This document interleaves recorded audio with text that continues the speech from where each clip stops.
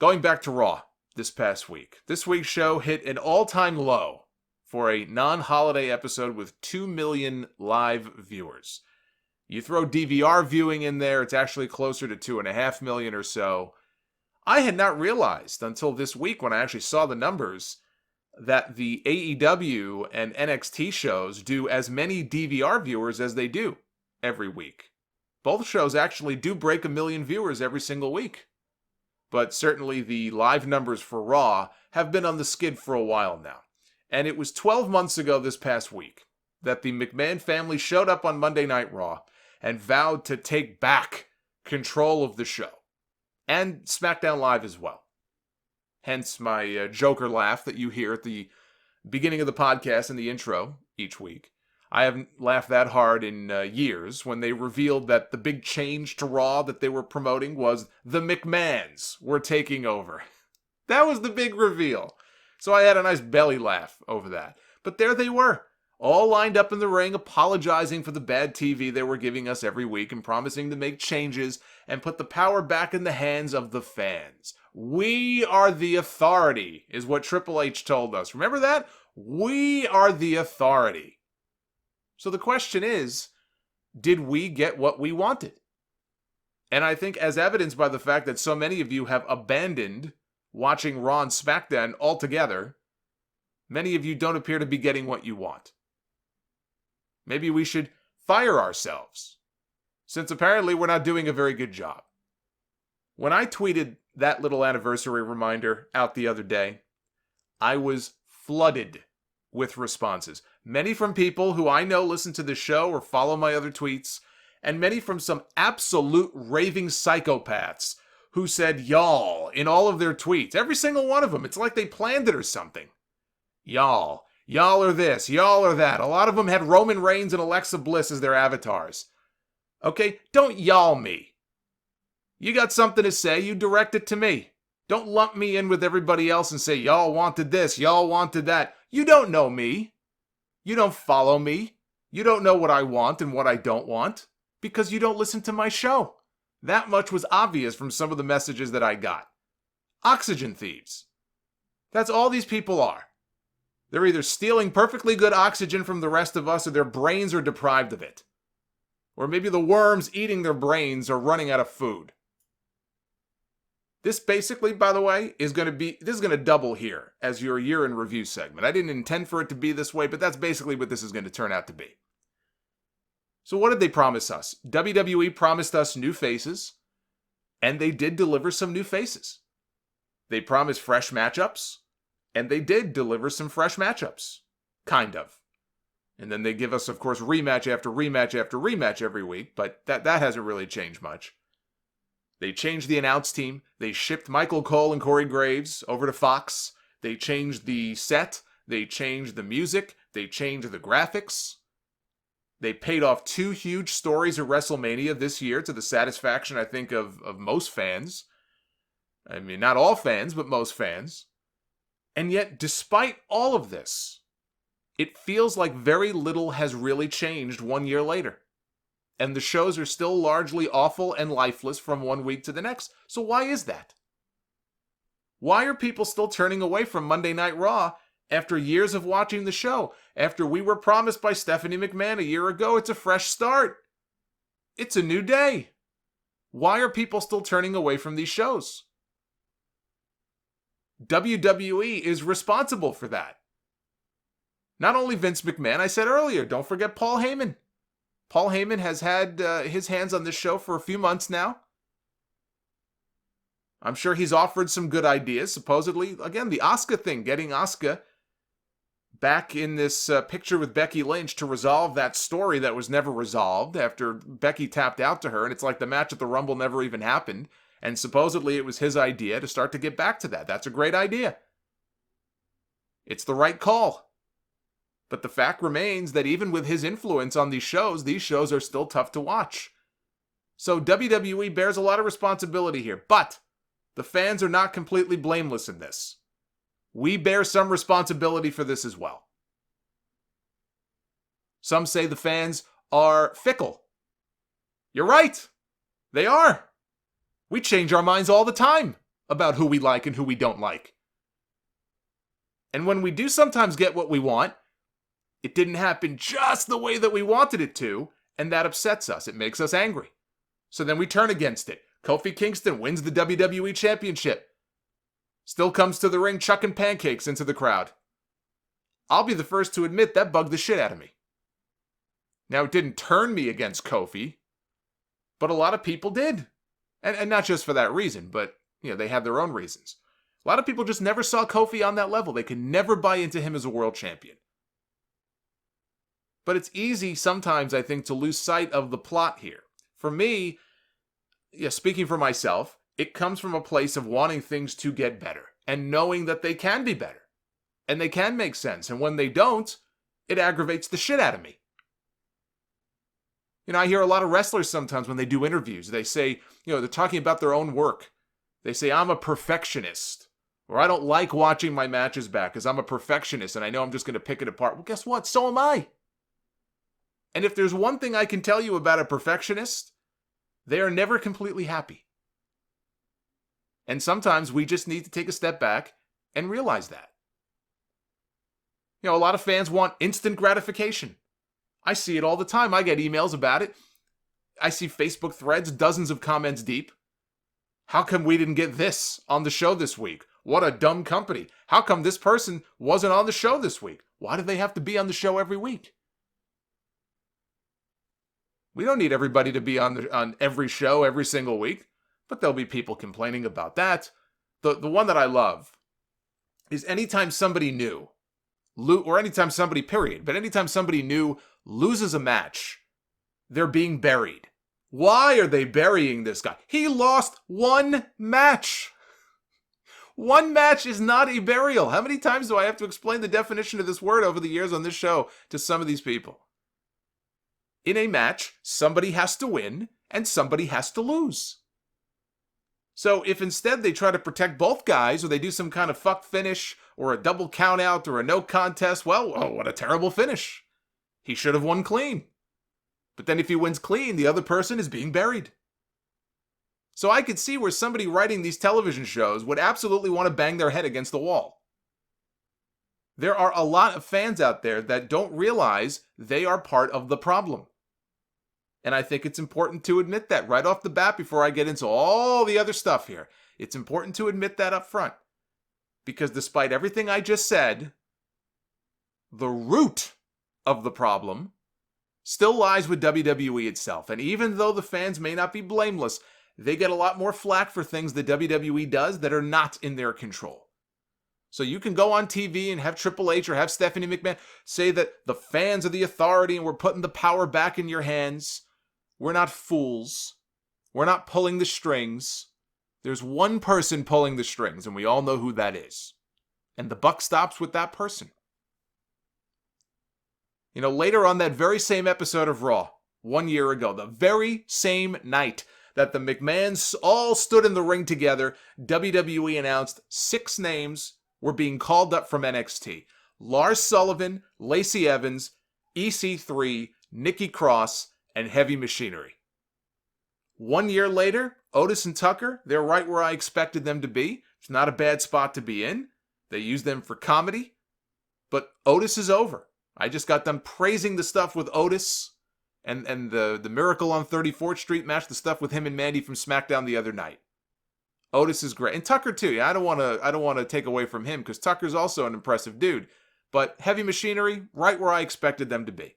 Nikki Cross, she's had success tagging with Alexa Bliss. More so than she's had as a singles. Apparently that was an idea that Alexa and Nikki pitched to Vince McMahon. They wanted to be a team, and so they put them together. Lacey Evans, I think her character work, and you look at some of the stuff on social media, I mean, now she's a babyface, but when she was a heel, I thought her character work was great. But she was pushed too hard, too soon.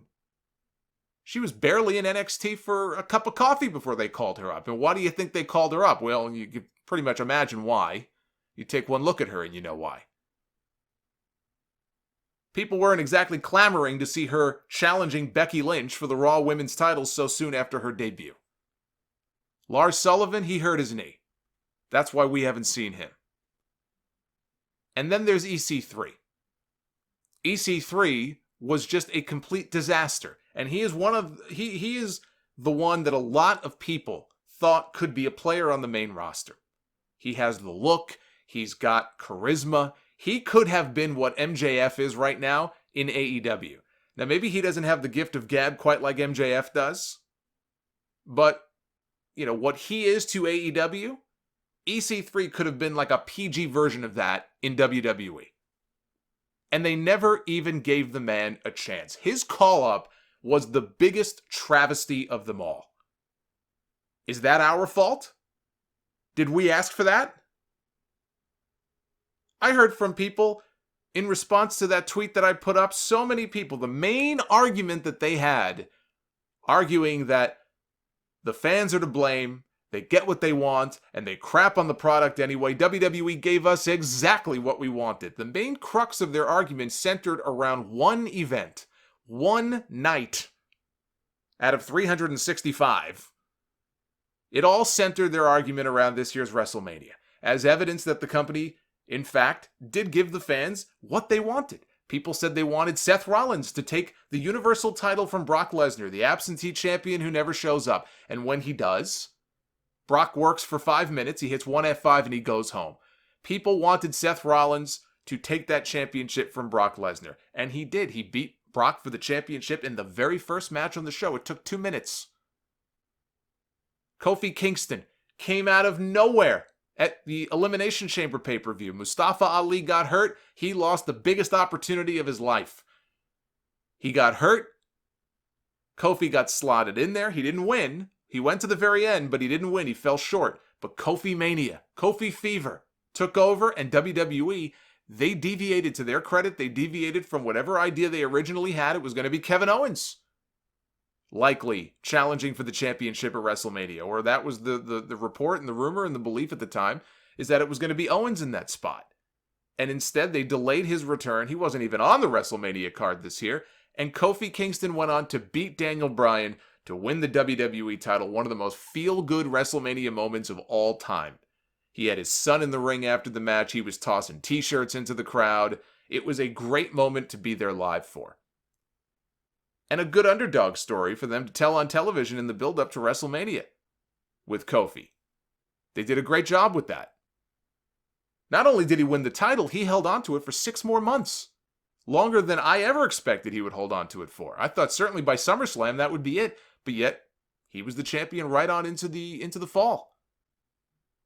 When they had Brock Lesnar pin him in 8 seconds to win the title, relegating him back to the tag team division. Now, I don't agree with the way that he lost the championship, but it felt like the right time to move on to somebody else. But the fact that they felt the need to put the title back on Brock Lesnar and put the belt on ice again for a few months does not speak very well to this company's ability to create new stars to take this man's place. They keep going back to Brock. They should not have to keep running back to Brock Lesnar to put the championship on him. Brock should be used at this point for, key matches with big names. But they keep putting the belt back on him. That's not our fault. That's on WWE.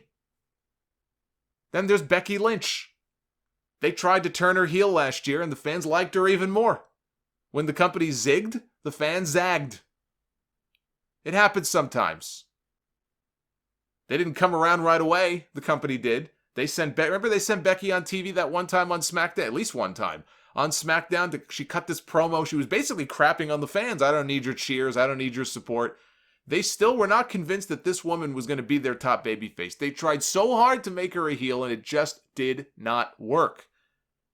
And she likely would have been finished. She would have been done for after wrestling Ronda Rousey at Survivor Series, but she ran into Nia Jax's fist.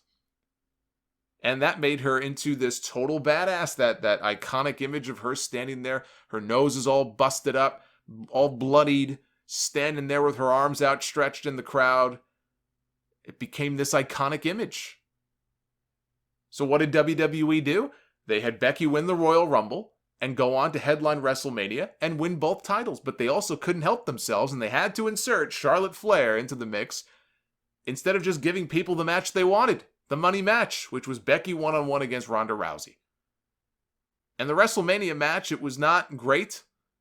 but it was the right outcome. We came out of WrestleMania with Seth Rollins, Kofi Kingston, and Becky Lynch. All as champions. The good guys won. Credit to them. Credit to WWE. But some people seem to think that because they got it right that one night, that somehow excuses all of the other shit for the remainder of the year that this company has done. This is a company that managed to botch Dean Ambrose's heel turn so badly, he rejected millions of dollars to leave this company. The company his wife still works for, to go work somewhere else. He was angry about having to leave. I can't believe they're making me walk away from all this money. Can't you people write one good fucking storyline? Those are his own words.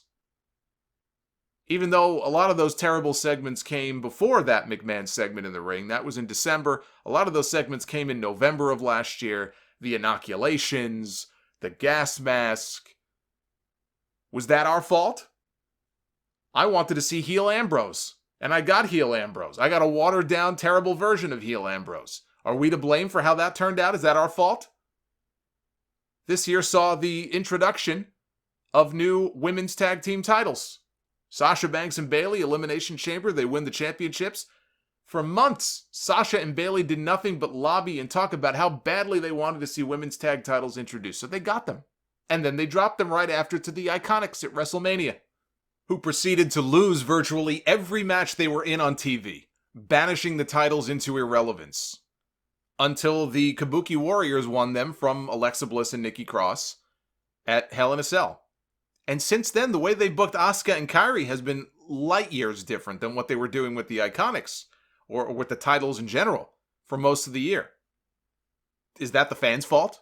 You make them bring signs to the events, and show them on TV holding up signs, touting how much they want to see new women's tag team titles, and then you give them to the fans, only to turn around and render them meaningless. Is that what we wanted? I know that's not what I wanted. But maybe that's our fault. Maybe it's our fault that Shane McMahon overstayed his welcome on television and The Miz was actually less popular coming out of that storyline than he was going into it. Now, I didn't hate that storyline when it started. In fact, I praised it here on this podcast. I thought The Miz and Shane stuff last year was a slow build to something bigger. I thought it was actually one of the better long-term stories that WWE was doing, until it wasn't. And it became clear that it was not a vehicle to get The Miz over. It was more just to get Shane McMahon over. Feed the McMahon ego. We need a McMahon as the top heel on the show. Let's get Shane over. Let's get another McMahon on TV. The one McMahon who people didn't seem to mind that much because he had been gone for so long, by the end, you had a lot of fans begging for him to go away. And not in that like, oh, this is good heat, this is going to do great business kind of way. It was more in the get this fucking guy off my television already, it's killing the show kind of way. We all asked for that, I suppose. That's our fault. That's on us. I guess it was our fault that we wanted to see John Cena wrestle Kurt Angle in Angle's retirement match at WrestleMania, or really anybody but the person they ended up choosing, which was Baron Corbin. Even Kurt Angle himself said that he would have wanted his final opponent to be John Cena, to play off the history between them and the way that Cena debuted on SmackDown all those years ago.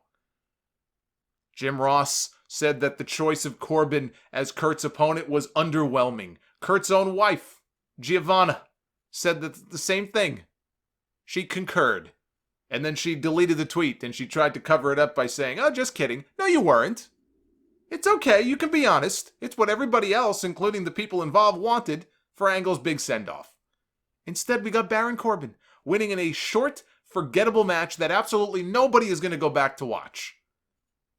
And I get, hey, the fans can't always get what we can't get everything you want.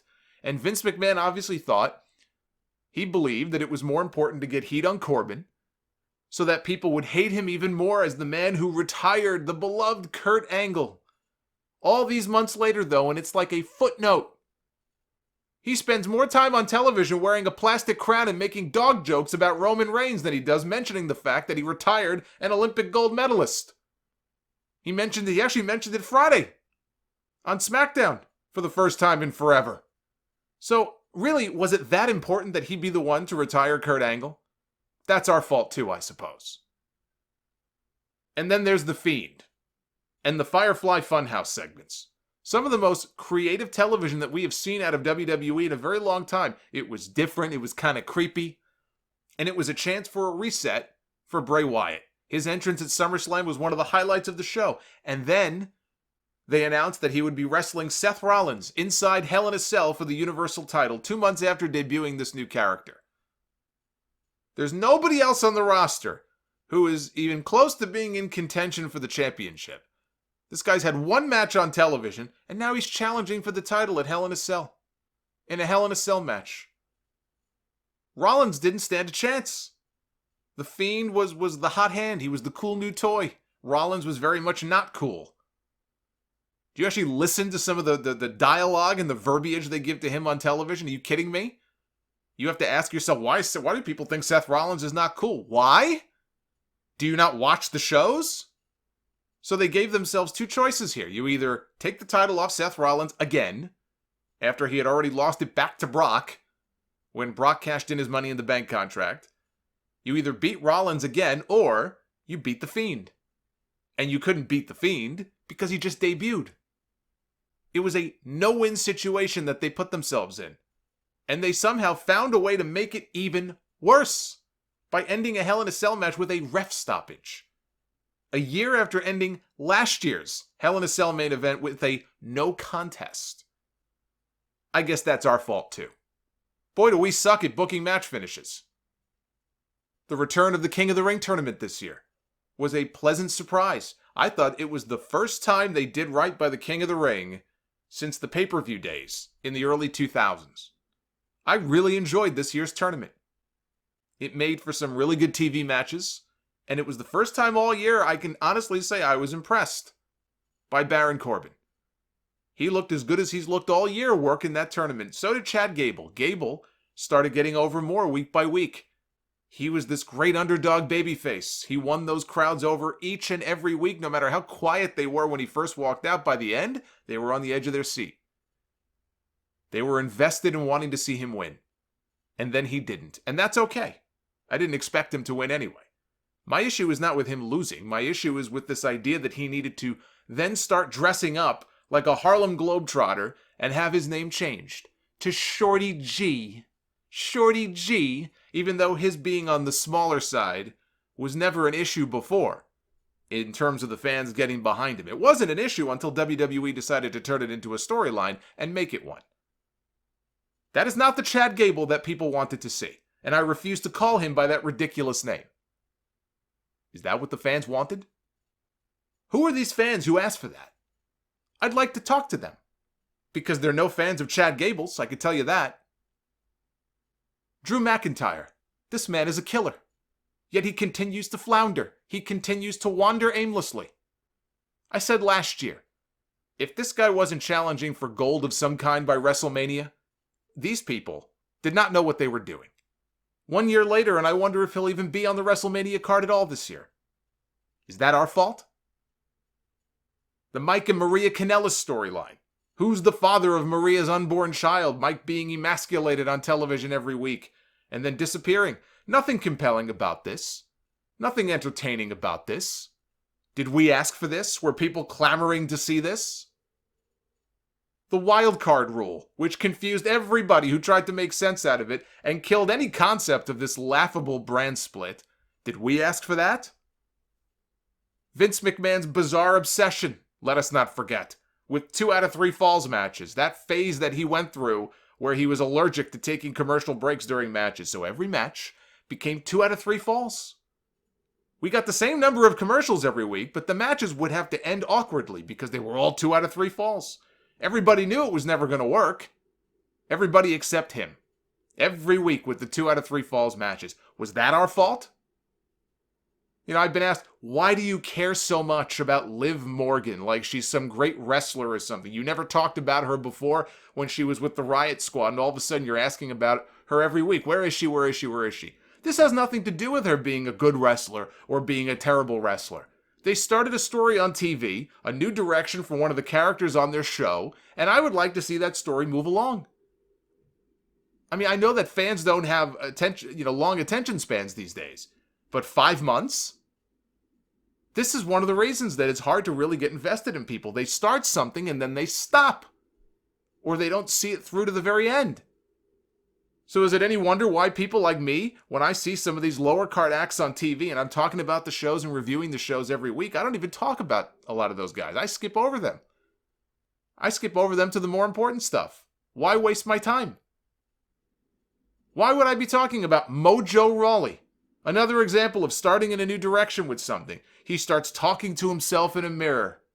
Every week he's painting his face. Where is this going? Nowhere! That's where it's going. They dropped it faster than their ratings have been dropping. So why should I care? Shelton Benjamin shows up on SmackDown a few months ago with these bizarre segments. Doesn't say a word. They ask him a question. He just stares. And we see his eyes are darting around all over the place, like he's tweaking or something. And then he just walks away. Did it lead to anything? Yeah, it led him right back to the grilled chicken and the pasta salad backstage in catering. That's where it led him. When they told us, we're going to give you what you want, I didn't know that meant pointless time filler that goes nowhere and does nothing to advance any of these stories. It's like they start something and Vince gets bored. You talk about attention spans. You talk about the attention span of the fans. What about Vince McMahon? Is he blameless in all of this? Because to hear some people talk about it, it's all the fault of the fickle fans. It's all your fault. It's all my fault. These two things are not mutually exclusive. There's a lot of blame to go around, but this is hardly something I hear the fans asking for. I want shitty stories. I want stories that don't go anywhere. I didn't ask for that. Did you ask for that? 1 year later, did they give the fans what they want? Yes and no. It's not black or white. It's not a black or white thing. They gave us some positive things, those payoffs at WrestleMania being one of them. Roman Reigns not being shoved down our throats as much, kept out of the title scene ever since he came back. We got Boombox Brock. Let us not forget Boombox Brock. That was great. We had the rejuvenation of Rey Mysterio and his matches with Andrade, his feud with Lesnar. NXT winning at Survivor Series and showing dominance. But a lot of the negatives remain. The shows are a slog to sit through. Repetitive matches that feel like they have no consequences. And a fan base that has been largely taken for granted for far too long. All of these things I fear. You want to know what I worry about? My fear and all this? My fear, all of these things taken together, have damaged things beyond repair. There's no trust. There's no trust in these people to do the right thing, even those rare times that they do. It's just waiting for the other shoe to drop the next time they drop the ball with someone. It's a vicious cycle that I promise you. Here's your first prediction for 2020. It's going to continue into the new year. And it's been this way for so long at this point that I'm not sure that can ever be repaired. Even scaling Raw back to 2 hours won't change bad booking or bad television. It's like they say, there's an analogy. It's like they say you can exercise all you want to, right? You can do all the exercise in the world. You can't outrun a shitty diet. And that's what WWE has given us. A steady diet of shit. With a few pieces of prime rib and filet mignon tossed in here and there to keep you coming back to the same restaurant that you've been going to for years. Until we get a new chef with new recipes, very little is going to change.